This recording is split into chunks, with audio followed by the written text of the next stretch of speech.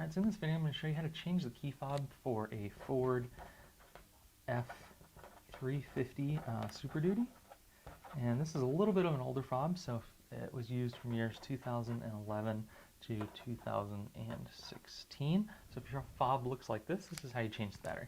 So this piece has kind of two pieces to it. We need to separate this main area from this backing here. And the best way to do that is there's a little notch in the upper right corner. If you're looking at the key like this, right where my right index finger is there, you see there's a little notch there. You can get some leverage if you have like a flathead screwdriver, or I've actually just found like another key works really well.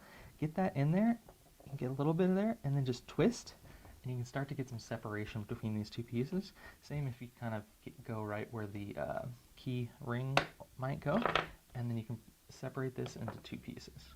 There's a little rubber holder that may stay on here or may sit over here. You can take that off. Just make sure and put it back in its correct spot.